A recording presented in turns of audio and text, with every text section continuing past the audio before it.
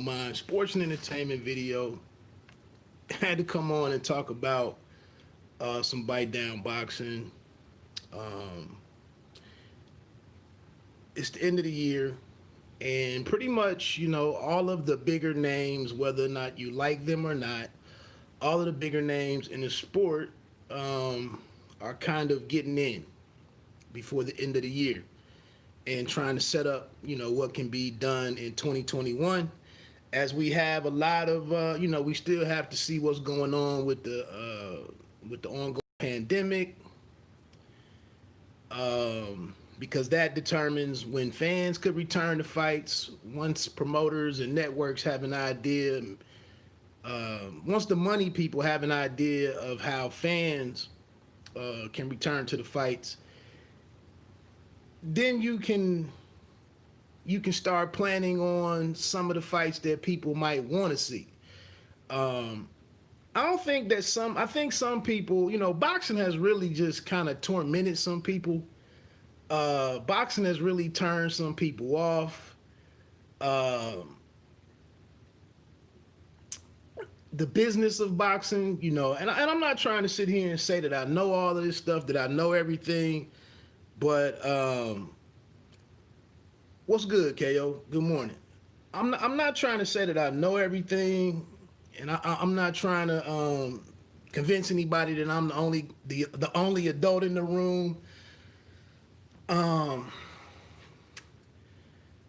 but I don't see a lot of benefit in arguing about stuff that, one, you don't present all the details, you don't connect the dots to a lot of these fights week to week. There's a reason why some of this stuff happens. There's legitimate reasons why some of this stuff happens. You just People could do themselves a service in understanding the knowns. That's all I'm trying to suggest.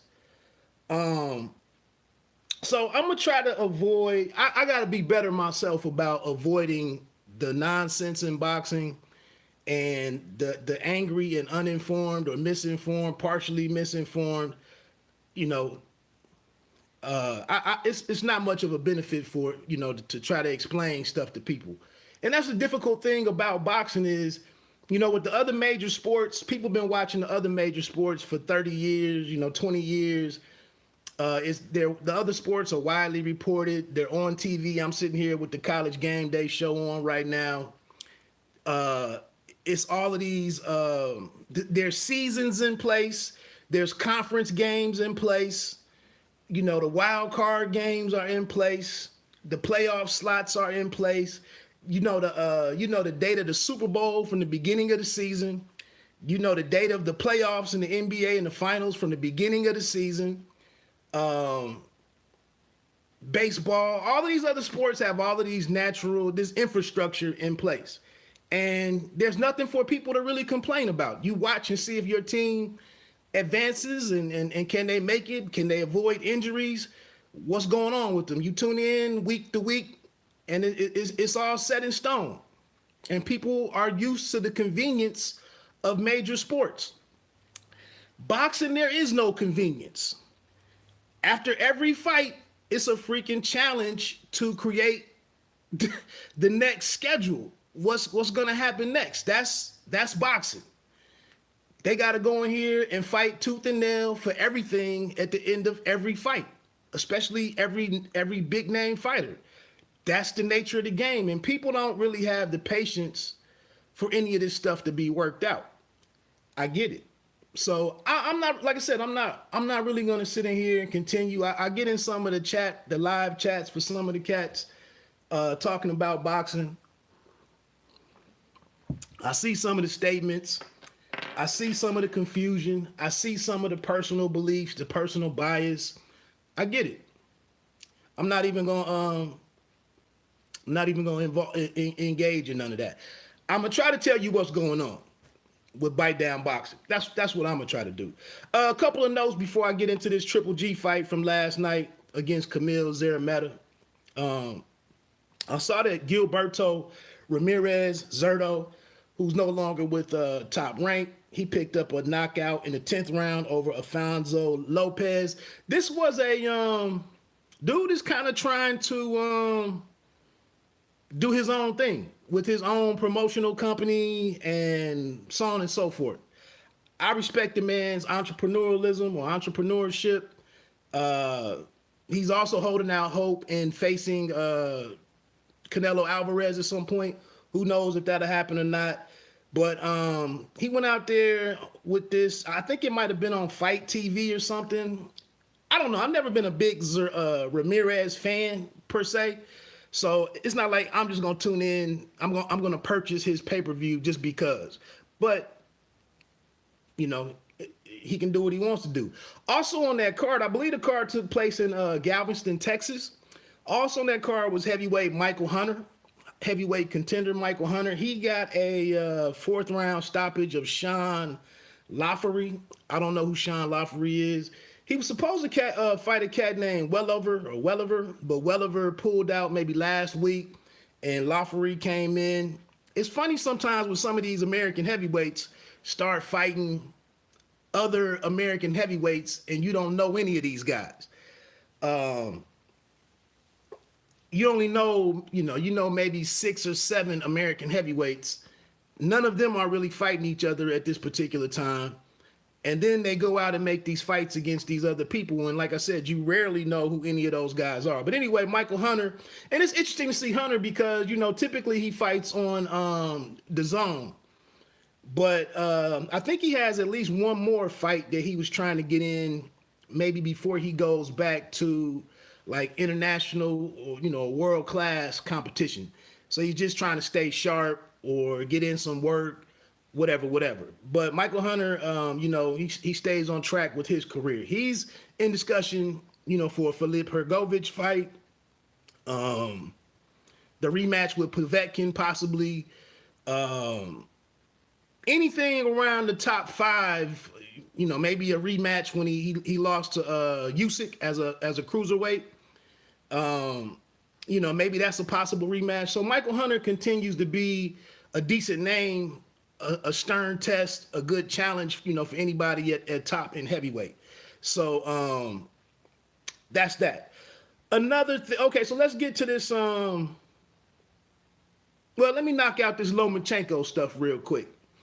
I just read it earlier on Boxing Scene. There's an article that Lomachenko has come out and said that the judges in his fight, you know, they were bribed and that he got a raw deal, and you know that he really won the fight with Teofimo Lopez. You know, he's bitter, he's angry. You know, he thought it was going to be easy work. You know, he didn't really believe. He was kind of dismissive of Teofimo Lopez, thought he was inexperienced, didn't believe in what he was doing to, you know, other fighters, and kind of just was dismissive of the 23-year-old, you know, Teofimo Lopez. I give him credit, though. I really give him credit. And this is a lot of the argue crowd, the boxing argue people. They'll never say something like this. I give whether Lomachenko is number 1 pound for pound, whether or not you want to hold the Salido loss against him, whether or not you think he was steered and managed and whatever by Top Rank. Whatever positions you want to have about that, fine. I'm gonna say this though. Errol Spence Jr. is not gonna fight the dude we'll see later on tonight in Jerron Boots Ennis. At no point in time and I'm not suggesting that he's scared of or he can't beat a Jerron Boots Ennis. What I'm just saying is it'll never happen. And if Errol Spence Jr. was to beat Crawford and maybe a Manny Pacquiao or any other, you know, Ugas or the rematch with Porter, he's only got like 2 more meaningful fights to make. 2, maybe 3. And then you got to see a guy like Jerron Ennis. he doesn't fight Jaron Ennis. Terrence Crawford, he's not going to fight Jaron Ennis. They're not going. Well, I won't even go into the Virgil Ortiz Jr. They might fight him because they can sell the whole black fighter versus Mexican thing that they typically do.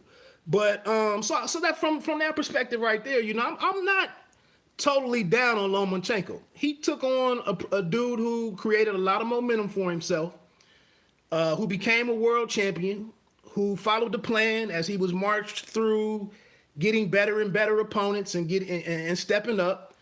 And then he accepted this fight against a guy who was a top fighter in the game. Lomachenko lost. As far as these bribery allegations and the surgery, the picture of him with the surgery and his arm in the sling and everything a couple of days after the fight. This is all because I've been critical of Deontay Wilder and some of his post-fight, post-rematch allegations. This is equally as ridiculous.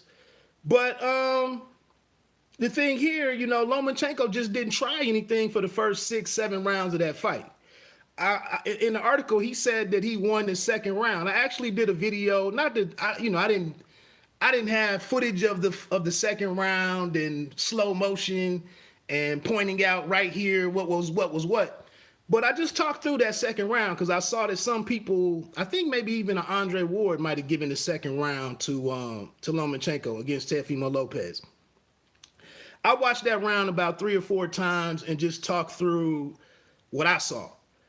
I couldn't give that round to Lomachenko. And I think anybody that did give that round to Lomachenko, it was kind of like if you ever played basketball and you had the referee call the anticipation call. He thought something was going to happen and blew the whistle, but it didn't happen. The only way I could see anybody giving that second round to Lomachenko is if you tuned in expecting Lomachenko to do all of the stuff that he typically does, and it didn't happen. First round, it didn't happen. Second round, it didn't happen. Third round, it didn't happen. Fourth round, it didn't happen. I'm sitting here like, where the hell is Lomachenko? What is this? But for some reason, some people found a way to give him that second round. And it was only like, it was a little flurry that he didn't even, this is the thing. Lomachenko didn't even throw a punch for the first 90 seconds of that round. He came back in the last 90 seconds and had like 2 flurries and with some mixed punches in there, but he did land at least one good left hand, I want to say. He lost, need to take the land, getting Sergio vibes. I agree. So, I don't know. I just didn't understand how he could have won the second round. So what I was getting at with him talking about this bribery, and I think Shakur Stevenson was somewhat on point when he said that Lomachenko had a heart issue during that fight. In that second round, he got caught with that left the left right hooks to the body. He saw that he wasn't getting many of the reactions out of the young kid. He saw that the kid was sharp. He was ready for him. He wasn't folding under the pressure. And he decided to wait. And then got into, a situation where he pretty much needed to get a stoppage or at least a knockdown, in the second half of the fight, the last quarter of the fight. So now to sit here and say that you were bribed, there was no way that you did any better than 7-5 in that fight. I mean, it just wasn't. So that's just, just sour grapes. And in a way, I guess he's trying to put some pressure or to create some momentum for there to be calls for a rematch. And to his point, though, I don't know, depending on what they plan to do with the kid, with Lopez next, it might be an option. It might be something that they have to revisit, There's talks of him going down to Australia to face George Kambosos if he wants to do that. He was on the Brian Custer podcast talking about he was headed up to 140. I don't think that's going to happen. I don't think he's going to call. I don't think he's going to have the final say on that. Just because the same way he was marched towards the opportunity to become undisputed champion, sometimes you got to listen to the promoter and to see the big picture. You know, it's not just a fight by fight thing. What can we do to maximize, your earnings for everybody? And I just think at 140 right now, despite the fact it might be making him uncomfortable to make the lightweight, division, the max of 135 pounds, it just might be what the business is for you right now. So you might not want to face the guy. I mean, maybe they can increase your pot. There's a number of different things that they can try to do. But like I said, him going up to 140, his other options at lightweight, he's not going to fight Devin Haney. He's not going to fight Tank Davis. He's not going to fight Ryan Garcia. So, I mean, you got to fight somebody, and you got to have a meaningful fight. So, it might after they talk this whole thing through, maybe you're comfortable fighting a guy that you already beat, regardless if it was wide or close. He did get the victory, and it might be a rematch that happens. All right, Triple G last night. You can look at some of the for me, I can look at some of the videos and the live streams last night and know to skip those videos. I mean, if you don't want to talk about the facts of the situation, you just out here talking off of your emotions, and from your biased position. Fair enough. Maybe you got 12 or 15 guys, 20 guys that want to hear that. Good for you. The fact of the matter is this. Camille Szeremeta was the IBF mandatory opponent. So if you knew that, like they say, if you knew better, you do better. If you knew what the reason why he was in that fight, you had a simple decision. You had a simple choice to make. Either tune in or don't tune in. Sometimes don't get mad at boxing. Don't hate the game. Go live your life. Go do what you got to do. Go do what you would want to do on a Friday night. Like you sitting here now, you've been watching boxing Wednesday night. You was watching boxing Thursday night. You was watching boxing last night on Friday. And now you got boxing tonight. You're not, there's no gun to your head that you got to tune in and click on any of this stuff. Go do something with your wife or your girlfriend. Go play a video game or go call your mom, like Dan Raphael says. Go do something. All your negativity and trash talk and you being confused yourself, a lot of us know what's going on. It was a mandatory title defense. There's been a couple mandatory title defenses during this pandemic situation. Kubrat Pulev was the WBO mandatory to Anthony Joshua. You saw how competitive, uncompetitive or whatever, you saw how that went. Josh Taylor a couple months ago, he had the, IBF and WBA? Yeah, IBF and WBA super lightweight title champion. He had to fight the cat from Asia, who had like 23 or 28 wins and 25 knockouts. None of us knew him. They just kept telling us that he had some good power because of his KO ratio against a bunch of people that we hadn't heard of. Josh Taylor got him out of there in the first round from damn near a phantom left hook, I believe, to the body, and the dude never got up. That was a waste of our time. But nobody said anything about Josh Taylor. Like, mandatory opponents are a part of the game. So Camille Szeremeta comes in. We already knew what the outcome of this was. The only question was,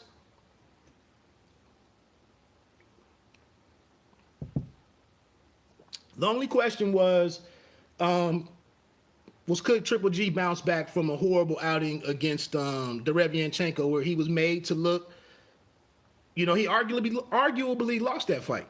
He got rocked. We saw him get rocked for one of the rare times in his career. He said he was sick. This was also, I believe, last night was the third fight with Jonathan Banks. But let me ask you this question, though. Why is Manny Pacquiao allowed to do whatever he wants to do? This man is sitting here holding what's up, Sheldon Holmes? Manny Pacquiao is sitting here holding the WBA belt at welterweight, not doing a whole lot. No, he's on no clock. There's no mandatory opponent being talked about for him. It's holding up any negotiations between Crawford, any real negotiations between Crawford and Spence, because both of them would rather fight Manny Pacquiao for legacy and for the best purse that they're going to get in their career. So there's no clamoring for Manny Pacquiao to do anything. Now I know you can say, well, Pacquiao did fight. He did beat Adrian Broner and he did beat Keith Thurman, and I have no argument there. That's the truth. Who knew, at 40-something years old, that he would take care of two guys the way that he did it? I know, Sheldon. That's why I'm talking through it. So here we get to Triple G. First of all, middleweight has been trash for years. Middleweight has been irrelevant for years. For years. If you go back and look at Bernard Hopkins' reign at middleweight, he fought two dudes named Antoine Eccles and I believe Robert Smith. He fought those dudes like 3 times apiece. You haven't heard anything significant being done by Antoine Eccles and Robert Smith other than fight B-Hop. They did nothing else. Middleweight has been trash for years. I don't care what you say. Also, there was a lot of time in there where a lot of dudes stayed at 154. It was competitive. It was a lot of names there. It was a lot of a lot of guys in their primes. Canelo was down there. We know the twins were down there.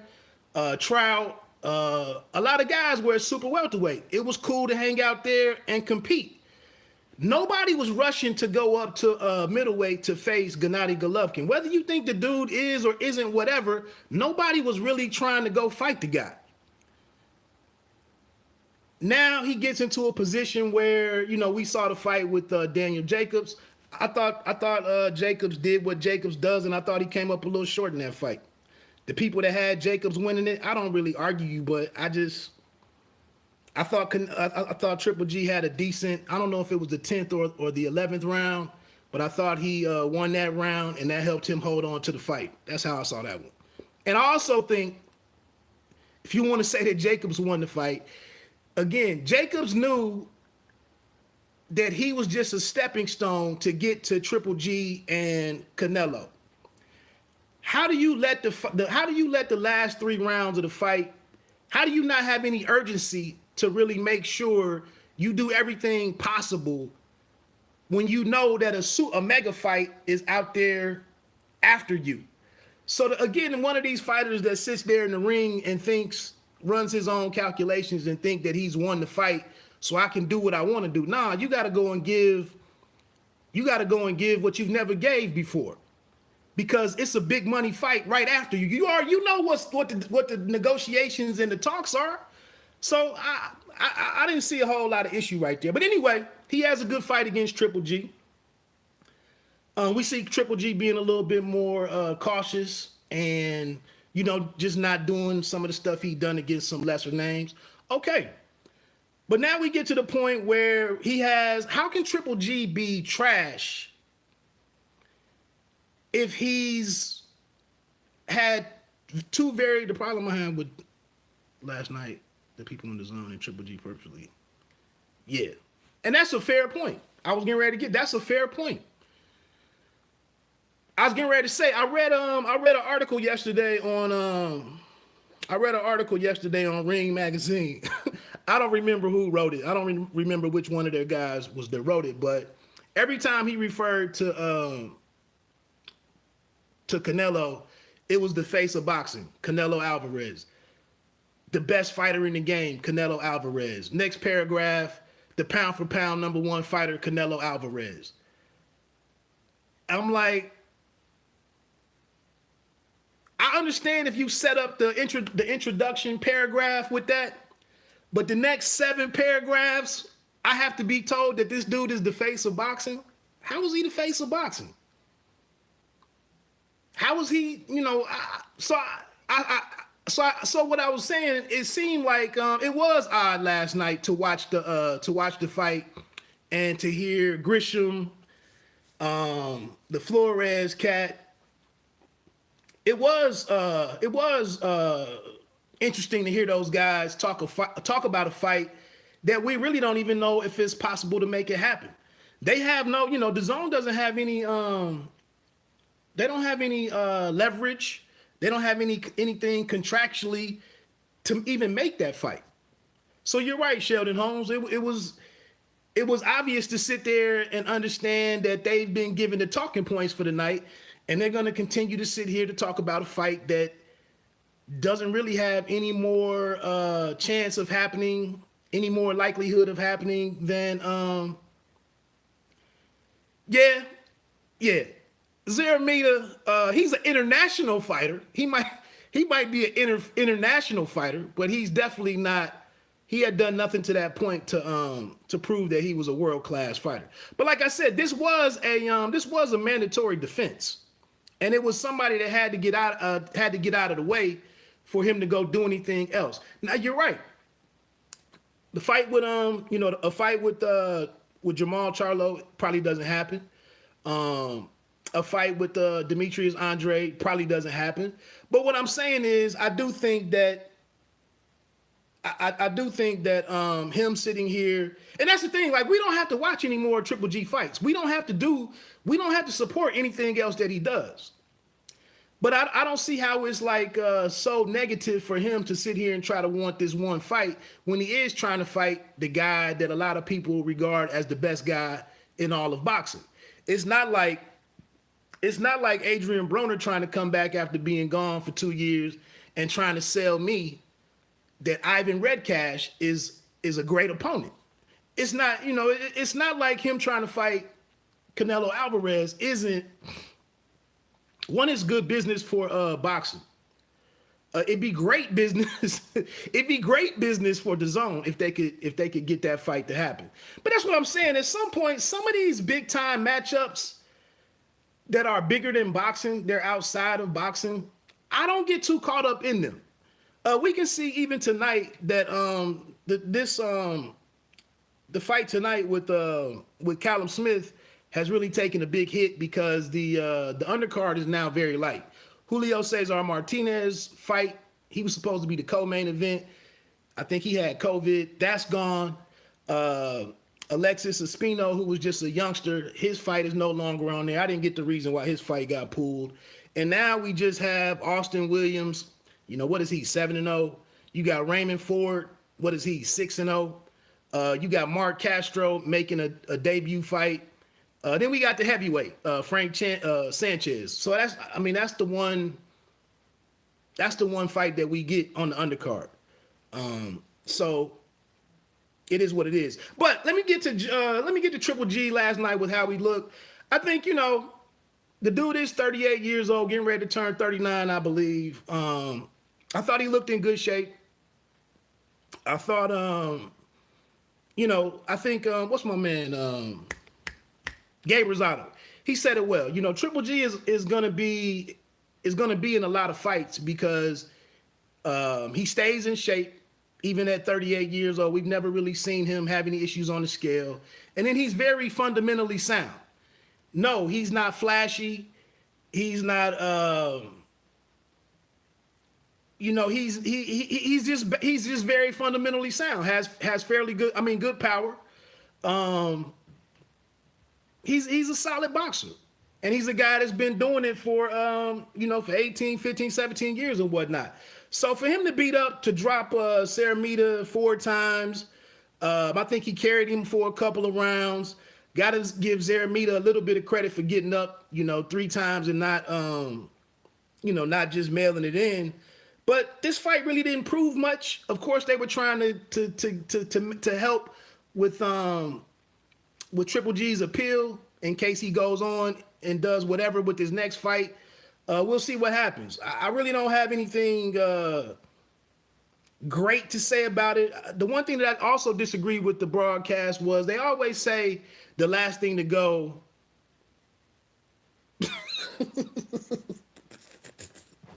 I agree, man. It's guys, come on, guys. What did he say? It was something he said like 20 times. Anyway, I think he's no longer with Jordan either. Little insignificant note. But they kept saying that because they're trying to make him look good. They kept saying that the last thing to go is power, and we hear that on a lot of telecasts. The last thing to go from a fighter is power. I don't agree with that because part of your power, part of what makes your power exceptional or eye-catching, above average, part of what makes an important part of what makes that a big deal is how you deliver that power, how you're able to deliver that power. And as you get old, you lose some of the different ways that you can deliver that power. The reflexes aren't as sharp. You saw that left uppercut that Jamal dropped J-Rock with. You can't react that quickly. Your reflexes aren't sharp enough to land that kind of punch as you get to your upper 30s and then you get into your 40s and whatnot. Also, your feet, your footwork, your explosion, your change of direction. It's hard to get to certain spots to let off some of these shots. And that's the thing with Szeremeta. He was a guy that's going to be right in front. He's going to be right in front of Triple G. He's going to be at the end of his punches. He's going to allow him to do and showcase everything that Triple G does well. And that's what he did. That was the purpose that he served last night. The one thing that I didn't check that I might check after this, I want to see what the under and over was for the fight. Shoot with the question, Sheldon. Because it was interesting that they let the fight get to the 7th and then they called it. So I really would like to know what the over and under was for the fight to be stopped. Or, I'm not a gambling man, but that's an interesting detail about fights to keep an eye on is what's the over and under, and how the money is being played and whatnot. Because I think he could have got the guy out of there a little bit earlier, to be honest. One thing, if you tuned into the fight, I'll admit, man, I went to bed at I was struggling to stay up last night. I'm not gonna lie, but the one fight that ended up being a pleasure to watch was this Carlos Gungor cat who picked up the middleweight IBO belt by upsetting Ali Akhmadov, who is who's fighting on Triple G's promotional company.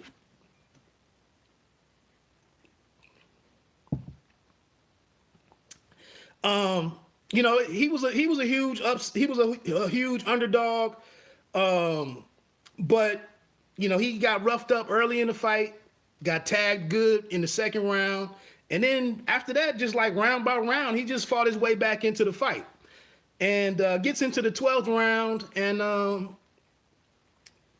drops Akhmadov twice. The second time Akhmadov wasn't able to get up. I mean, and even minutes later. Akhmadov was still really struggling to just walk around. I think partially he was a bit fatigued, but he definitely was knocked the hell out.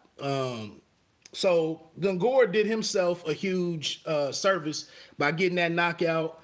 And that's another thing, we sit here and disregard a lot of fights. We don't have any interest in a lot of fighters, especially, anybody from South America, a lot of these Eastern European guys. If you, Andre, what is your position really at the zone? Because outside of BJS, nobody else is clamoring to fight you. Yeah, that's the fact. That's the fact of the matter. And that's part of the story with the zone, though. And I hate to be I'm not trying to defend the zone, but you got to point out, you got to look at what happened, what really happened. He was supposed to fight BJ Saunders already, and Saunders had I think it made it to fight week, and Saunders had the issue with the test, with the nasal inhaler or the eye drops or whatever the hell it was. So they were supposed to have fought already. Then, BJ Saunders and Canelo were supposed to fight earlier this year. I think that was going to be the May fight for Canelo, and that didn't happen because of the whole COVID situation. So again, that's the nature of boxing. And like I opened this live stream up with, I was saying that the other major sports, they have the infrastructure to overcome something like this pandemic. You saw the NBA move to the bubble. Major League Baseball did its thing. The NHL did its thing. The NFL has done its thing. They're still having their seasons. And while there have been some hiccups here and there, they've been able to overcome all of this stuff. Boxing can't do that. So it's been some hit and misses and how they've been able to recover and the fights that they've been able to put back on and actually, have.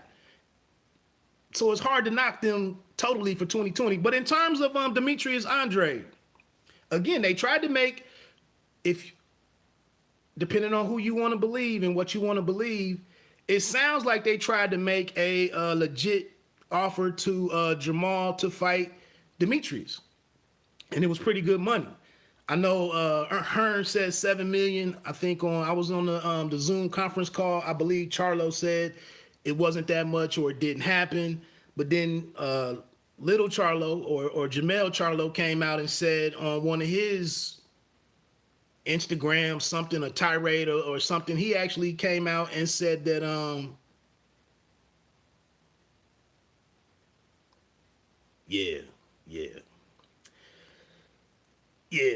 excuse me.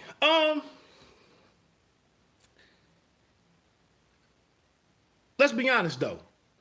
Let's be honest. If Boo Boo was with the zone or wasn't with the zone, does he get those fights? Dusty Hernandez, that wasn't a great opponent. That's how bad middleweight is though. That's how trash the division is. That's really how trash the division is. But I don't think Demetrius gets those fights, period. Sheldon Holmes is not a Dusty Hernandez fan. But that's what I'm saying though, the timing of different fights, when different fights didn't happen, the reasons why different fights didn't happen, that has Demetrius Andrade screwed up over here because he's fighting something called a Luke Killer and then Sheldon's dude, Dusty. So I don't know what he does, man. All I can really say for Demetrius is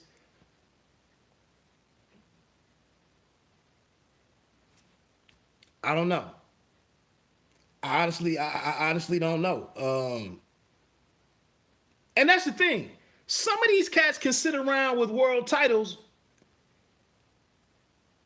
Although, you know what, Sheldon? I do want to see Liam Williams. I do want to see Liam Williams and Demetrius Andrade. I do want to see that fight. I'm not saying Liam Williams is a world killer or a world beater or whatever, but I think that would be better than Luke Killer, who sounds like a country western, lead singer or something. But I don't know what Demetrius Andrade does. But anyway, getting back to this Gungor fight, a hell of a victory for that dude. Who knows where it takes him? I think that moved him to like 19-0, 20-0, 17 knockouts. I didn't make much of the dude looking at him, but hell, he was tough as nails. He might be one of these guys that from coming out and getting a big upset or getting a win on the right platform might put him in front of some other people. Might put him in some other fights out there. And at least now I know who the dude is. So that's that. Another thing on last night's card that bugged me, John Ryder is the guy John Ryder is a point of reference for what we may think or not think of Callum-Smith. And I'll get to that one in here in just a second. John Ryder had a really good night against Callum-Smith. Maybe won the fight, arguably won the fight. But he comes over here last night and dances around with Mike Guy for 10 rounds. And really this is the knock against European fighters. You coming over here, getting placed on this card, you supposed to take advantage of that situation.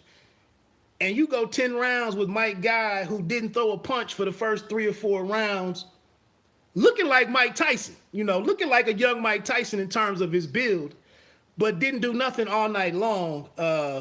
And then the sad thing here is that the even sadder thing here is Dennis Douglan, who's been on a couple of PBC shows and continues to spar everybody and get on social media a lot and talk boxing. Mike Guy beat Dennis Douglan last time out. I think it was on UFC Fight Pass is where I watched it.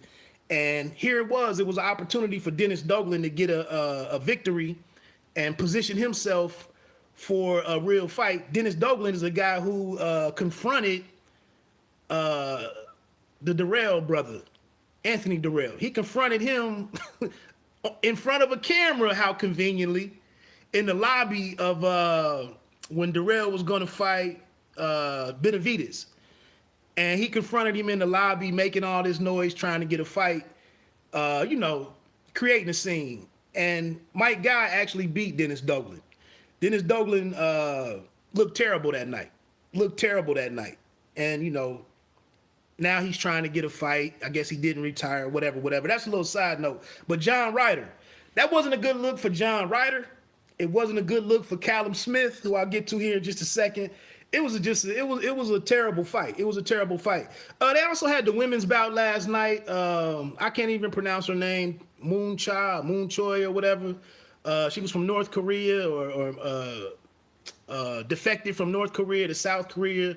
I think she had some international success with the Olympics and whatnot. But she has a super featherweight title, 130-pound belt, and they were talking about and discussing her as an opponent for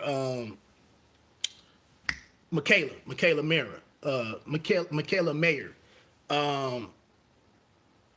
I didn't see a whole lot of her to really. Michaela can box. Michaela can box pretty good, and she works hard. And she fights all 2 minutes of every round. I don't see what the person I saw last night. I don't really see her posing Mayer too much of a problem. I'd rather see Mayer and Terry Harper first. Terry Harper is also with Matchroom and DAZN, so we'll see what happens there. What was I getting ready to get to? Let me jump down here and go to this Canelo and Smith. Obviously this week, the big talk on this fight has been the height differential between the two.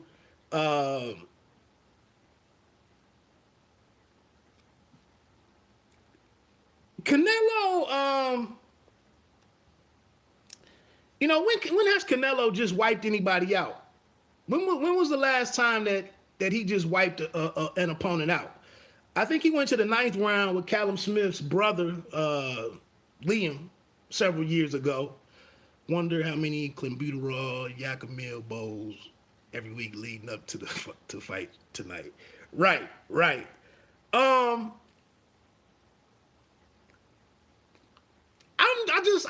don't understand, I don't understand Canelo's, like, he's this rock star, the face of boxing. I don't get it, but I don't really hate on it because I think boxing needs as many figures as possible who can become a major story, who can kind of transcend boxing at times. I don't know though. I haven't watched ESPN this week to see if there's been any coverage over there. But your bigger outlets, they cover this like it's important. We'll see what the ticket sales are tonight. We'll see if it's an exciting fight. I think the fight goes late. I think if there is a stoppage, I think it goes late. But I don't see Smith just completely getting wiped out. He could come out and be, maybe there is a big difference in class that we see starting in the 3rd or 4th round. He's a guy that I think definitely has to. I don't see him being physical enough to really. If Canelo starts walking him down or walking to him and pressing him, I don't see him standing up to him. Can he do anything with his jab? Can he keep his punches straighter to avoid exposing his lean, long body to to the body work that we would expect from Canelo? I don't know how this fight goes down tactically, because like I said, after seeing John Ryder last night and going back to the success that Ryder had against Callum-Smith, but sometimes you don't get up. Sometimes you don't get up for guys you look at as being levels below you. That's really the only excuse that I could think of against why he looked so pedestrian against John Ryder. And that might have been, that was like a UK. It might have been some UK rivalry thing there, and John Ryder was just on his game that night. I don't know, but I'll be looking immediately to see what Callum-Smith does to get some respect, to be able to compete, to be able to score, to be able to win some. It's got to be a step-by-step approach to him. Can you win? Can you win a minute? Can you win 2 minutes? Can you win a round? Can you win more than one round? How does he put this fight together for him? I don't know how he does that. Canelo, I think, will just be adjusting all night. He'll look for openings when he can go. He'll be looking to see whether Smith is confused, or if he doesn't have any answers. Is he being aggressive enough? Does he have any real power? He'll be picking this dude apart and figuring out how he might take a run at ending the fight. So I think, all of the questions are obviously going to be on Smith tonight. And, I can't come on here in my right mind and try to tell people, you need to watch this dude. You need to watch for this. I don't really have that type of praise for Smith. All I can look at and think is that if you do have 6, 7.5 inches of height advantage, you're a young fighter, you'd have to be a damn bum to get beat quicker than, or more decisively than Rocky Fielding, who made it to the third or fourth round or something. So again, what can he do in the first third, the first quarter of the fight to be there, to show people that he's there? I mentioned this a while ago. One thing that I was looking at, thinking back to the Adrian Broner and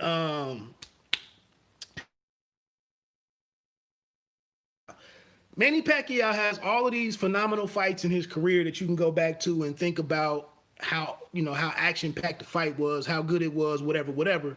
We'll never talk about Adrian Broner and Pacquiao. That will never be a fight that we discuss. You won't say anything about that fight.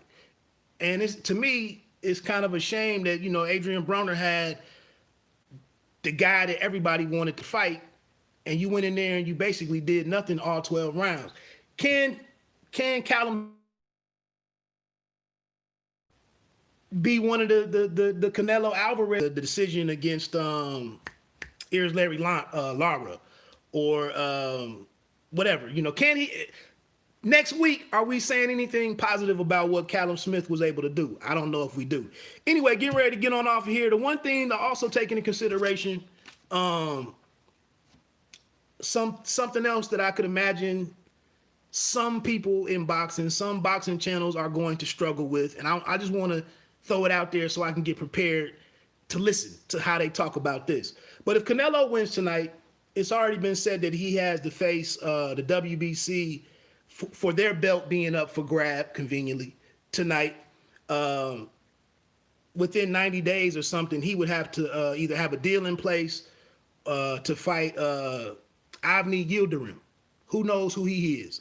And Avni Yildirim has been here in this top 2 or 3 spot in the WBC rankings, and was supposed to get the shot against David Benavidez.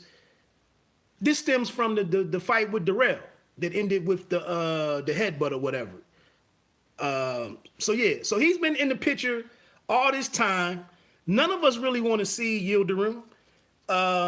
He's definitely not a guy that we could see as worthy of being a pay-per-view guy. So where would that fight even go? Who would even pay Canelo his money for him to face Yildirim? So right now we're watching what's going on with Usyk and his WBO mandatory claim up at heavyweight.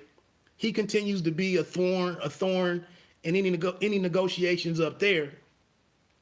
Yildirim, who doesn't even have the popularity or the following or any interest that a Usyk has, here he is sitting around here and has an inside road to a fight with Canelo. Who would watch that fight? If we complaining about Szeremeta, we're gonna be complaining about Yildirim. But what I was saying at the beginning of this thing, there are situations in boxing because of the rules and whatever, you know, that Yildirim is out here and could be all the fights that people, you know, they want to see. DAZN, to Sheldon Holmes' point, DAZN wants to give us Triple G and Canelo in May. You know, that's what their ultimate dream is. But here it is, this Yildirim guy is all in the mix. And I know that the WBC doesn't want to see, they don't want to see Canelo drop their belt. They want to be associated. They want to be part of the Canelo business. But that's going to be an interesting thing to watch if Canelo wins tonight. What do they do with this situation with Avni Yildirim, who has a claim, you know, and what do they do? Now, the one thing here that's interesting, a lot of us hate this franchise belt situation that the WBC has created, but this is an example where it would be useful. If he did have this franchise belt, which he's not in a position to even petition or, you know, request, or, you know, if the WBC came out and gave him a franchise belt for super middleweight, but then again, they got Smith as the number one super. They got Smith as the Ring Magazine super middleweight. You know, he's the what is he, the WBA champion. So tomorrow they could say that's how they could fix it. That's how Yildirim could go away. They just give him the belt. They just email it to him, I guess. So now that we talked through it, there it is. You know, in all likelihood, Canelo could possibly be promoted to super middleweight franchise champion. I'm not even trying to put that out there, you know, that it should happen or whatever, or it may happen, but this Yildirim situation is something interesting to watch. Because again, these big money fighters, it's only 2 or 3 of them or 4 of them in the game. A lot of times these mandatory situations really just don't make sense because financially, you just can't have one of these. There's, like I said, with there only being 2 or 3, 4 names in the sport that move anything, that create any buzz, you can't afford to have them going out here and having a night against, you know, some mandatory like that. So on the other hand, though, the original reason for the mandatory defense was to give some of these guys who don't have the business machinery behind them to get them a fight. This mandatory situation is how they can get into. Every once in a while, we get a mandatory that is what it was intended to do. A mandatory might be the only way that Jaron Ennis, who fights tonight, it might be the only way that he gets a crack at one of these welterweight titles. Looking at that undercard, like I said earlier, this tonight's undercard really took a big hit for me with what is he, 115-pound WBC champion with I'll call him Tiny Terror, but with Juan. Now I forgot Julio Cesar Martinez being taken off of here, who's one of Canelo's fighters. With him falling out a couple of weeks ago because of COVID, we won't get to see him in action. I really like watching dude fight, but he's off of there. So now we just got Frank Sanchez and Julian Fernandez heavyweight action. I think Sanchez has been working with Reynoso. Is he the other heavyweight that's out there? I know Andy Ruiz is now training with under the Canelo banner and whatnot. I think Sanchez might be in there too. So with Sanchez, with him fighting on DAZN, is he a future opponent for any of the random DAZN heavyweights? I don't know. And Sanchez still has quite a bit to prove, in my opinion. So we'll see what he does against Julian Fernandez. The rest of these guys, as I mentioned earlier, Austin Williams is still a work in progress. He's at middleweight. He's actually, though, I'm interested in this fight because he's fighting Isaiah Jones out of Detroit, Michigan.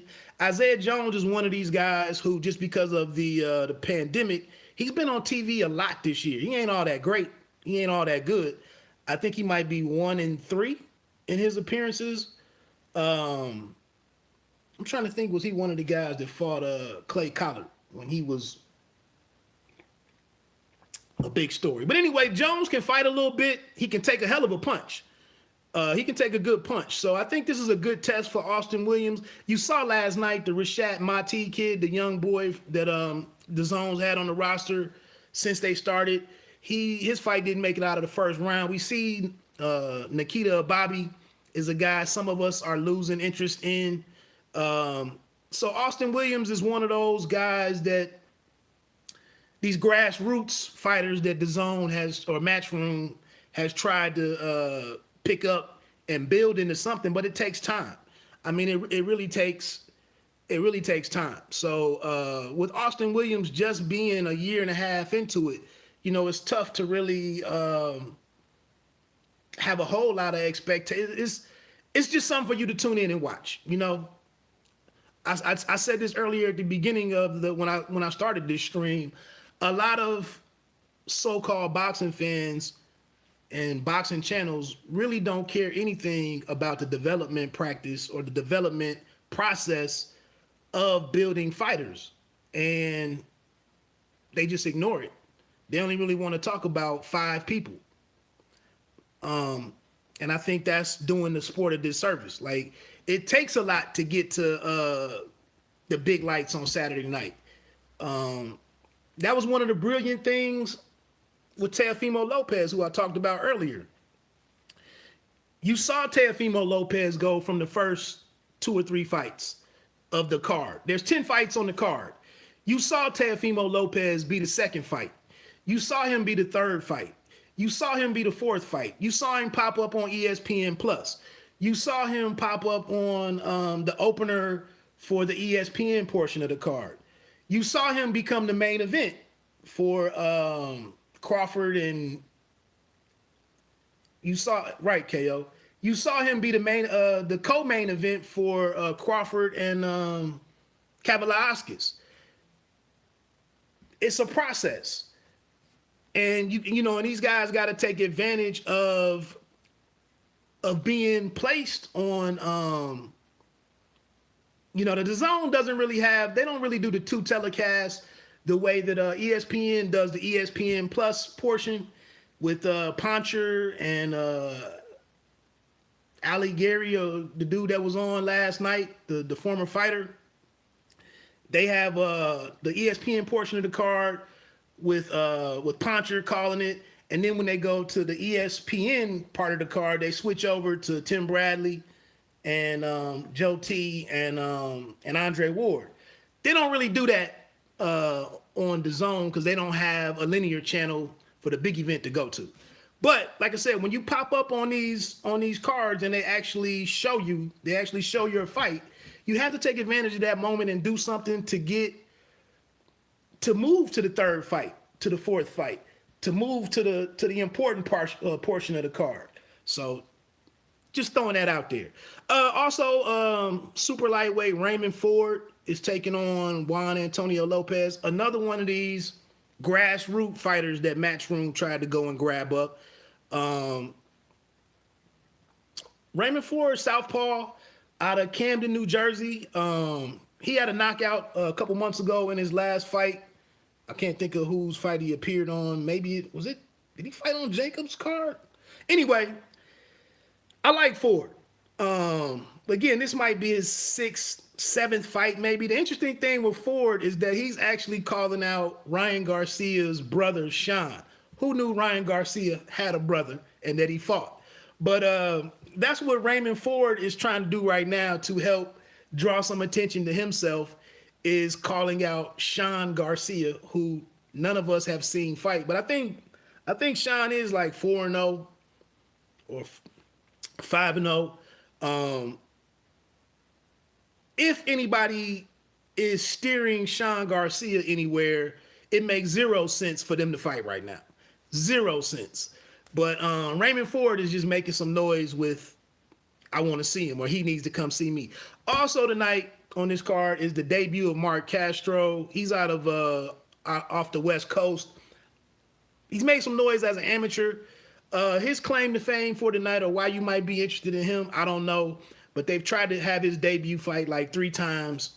And because of COVID, he was supposed to fight. I think his debut was supposed to be in Tulsa, one of DAZN's first cards back in the States, when they had the Cecilia Brækhus and Jessica McCaskill fight.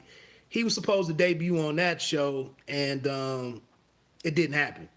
And then I think he was supposed to debut with Daniel Jacobs' card, I believe. Didn't happen. So he's back tonight. Maybe he gets his first fight, and we go from there. So that's it, man. Canelo and Canelo-Smith tonight. Oh, Showtime. This Showtime card has caught hell. It was one when Showtime came back in September or August and laid out their calendar, their schedule for the rest of the year. This fight was actually one of my favorite fights that they announced. Tonight was supposed to be Nordine Oubaali, who was the WBC bantamweight champion, 118 pounds. It was supposed to be Nordine Oubaali against Nonito Donaire. Donaire coming off of a hell of a fight, a hell of an effort against Naoya Inoue. I really wanted to see this matchup. Nordine Oubaali, he beat up Naoya Inoue's brother, and is a really all-around skilled dude, a good fighter, has great skill, really good boxer, good power. I think he's from Europe, but farther west than the UK. I can't remember. I don't think he's French, but anyway, he can box. Quick. I think Roy Jones Jr. was really interested in him when he came over here for the States, to fight in the States. But I circled that date. I really wanted to see that fight. Nordine Oubaali fell out first. The WBC made him, again, the WBC is active, boy. I didn't mention them about 4 times already. The WBC made him the champion in recess. I don't know if he had a visa issue or injury. But anyway, he was pulled out. Then it was going to be Nonito Donaire. They elevated Emmanuel Rodriguez, who was already going to fight that night. They elevated him up to face Nonito Donaire. The story there was, or the connection there was, both of those guys lost to Naoya Inoue in the World Boxing Super Series tournament for the bantamweights. I was somewhat excited about that fight because of that connection. That was the storyline that interested me there.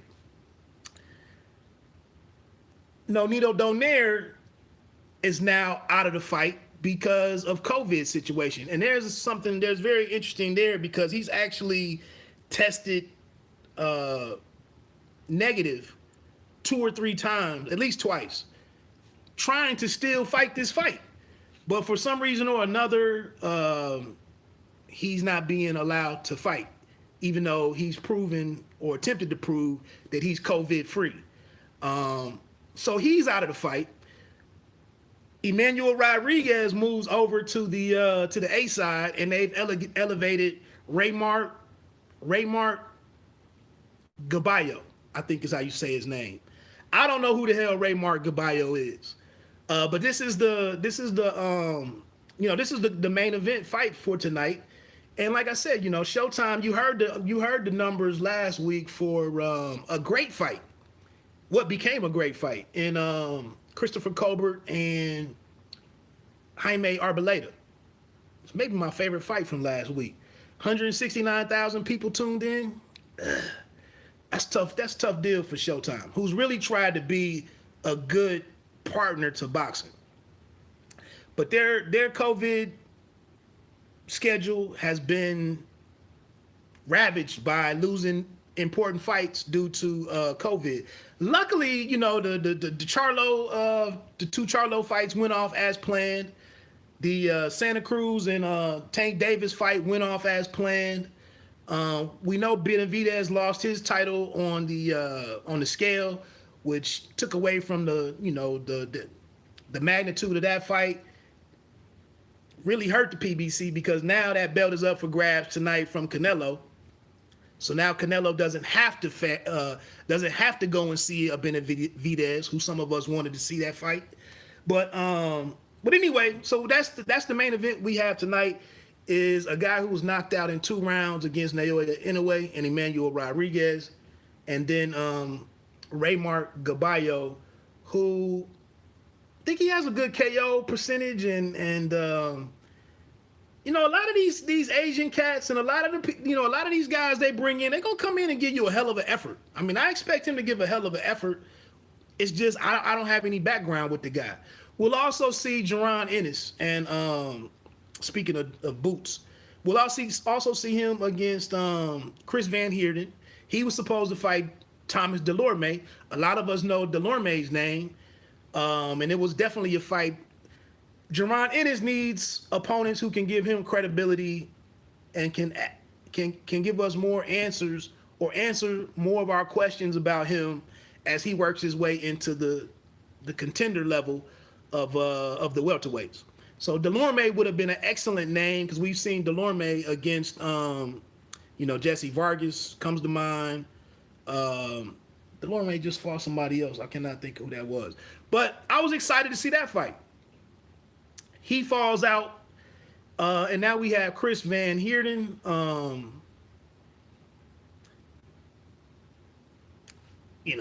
What do you think of Chris Van Heerden? I think it's going to be a pretty solid fight. I have seen Chris Van Heerden fight before. I'm familiar with the name. Like I mentioned on the video yesterday, he came on. They did a virtual face-to-face on Sirius XM Thursday. And another aspect of boxing is a lot of times we see some of these fighters, we see some of these opponents. We see them get knocked out, or we see them get some of these opportunities, and we say they're trash. We disregard them. I know that's who I mentioned that earlier in the year. I wanted to see Jamal James against. Oh, you mean Delorme and Jamal? Yeah, that's it. That's right. Thank you, KO.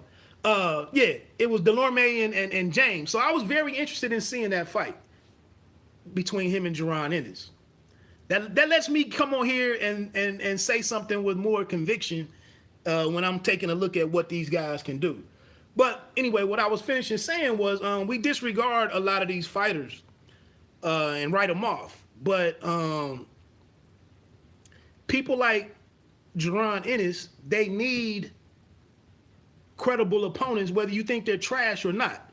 You need a guy like Chris Van Heerden who isn't going to be easy to knock out. He's probably going to be able to do something offensively, for a round or 2 or 3 rounds or 4 rounds. If he gets knocked down, he's probably going to get up at least once, maybe even twice. And that's how we start to understand more about the fighters that we really want to see. In contrast, you have Edgar Berlinga over here on Top Rank at super middleweight. We don't know nothing about the guy. He's just knocking everybody out. We don't know any of these opponents who he's knocking out. The first time that we see them on a bigger stage, they get knocked out. They're not even making it out of the first round. The thing that becomes challenging is because now we're hearing a lot of people, if you watch a lot of these channels, the impatient people, they want to say what Berlanga is and isn't and complain that he's fighting bums.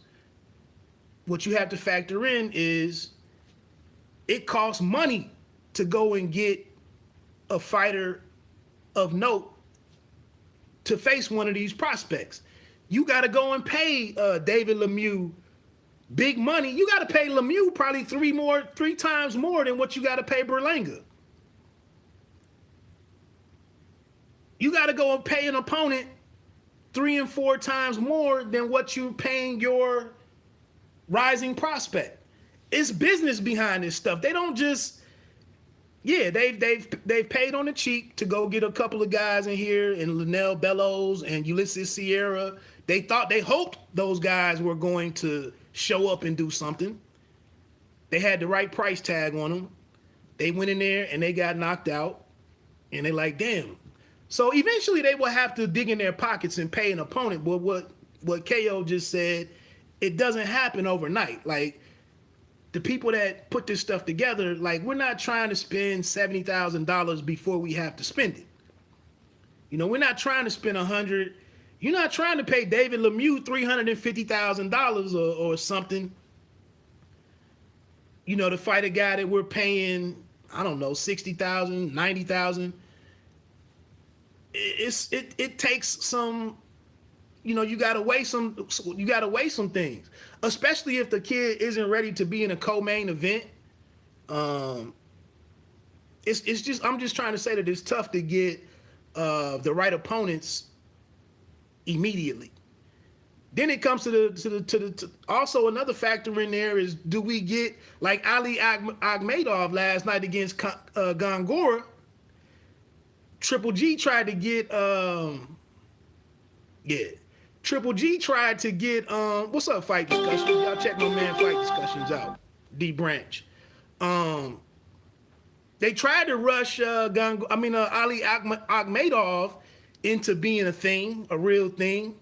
And this man get out here and got knocked out cold out last night against Carlitos Wade Gongora, who nobody knew about before yesterday. So it's an art to this, you know, it's a process to this. And you know, we can get in front of these cameras and these microphones and bang on the table and yell, and we can make creative titles and say who's trash and who's a bum, and we can do all of that. But at the end of the day, you know, some of this stuff, if it doesn't make it doesn't make dollars if it doesn't make sense in a lot of these situations. So again, I'm just trying to present boxing in one way. If you want to go and rock with a lot of boxing channels who just say that everything is trash and everybody is trash except for 3 people, you know, that's how you spend your time. But a lot of this stuff, it is some valid reasons why some of this stuff happens the way that it happens. So you can do what you want to do. Anyway, man, let me get on off of here. Thanks for the people thanks for y'all that been here, you know, 20, 25, 35 minutes. I'm going to try to come on the weekends. Maybe, I don't know if it'll be Saturday or Sunday, but I'm going to try to come on and do like a 35-minute, you know, half hour, or if it's more people here or if it's comments, you know, it is what it is. But I didn't really go too much throughout the week. I really didn't talk a lot about the Canelo fight. It is a big fight. I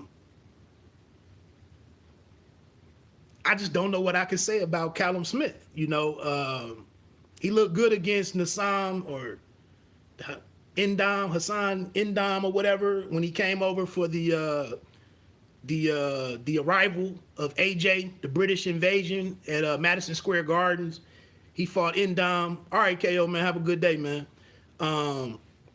He came over and knocked out Hassan Indam and, you know, banged him up pretty good, dropped him with single shots, you know, did the Michael Jordan shrug, you know, do you want me to hit him again? And, you know, he looked great, you know, and he looked like a guy we wanted to see more of. But then you go back and you had a performance that you had against, you know, John Ryder. And, you know, we get here tonight and we don't really know what we had. Another thing, just rambling on a little bit, but another thing is just the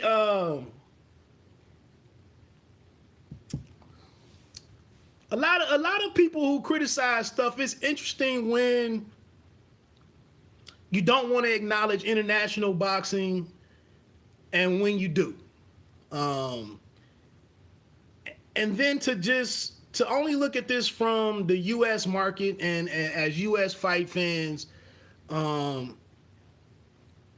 Again, you can choose to look at it that way, but what I'm just saying is I don't look at boxing to limit my interest in the sport or to take away from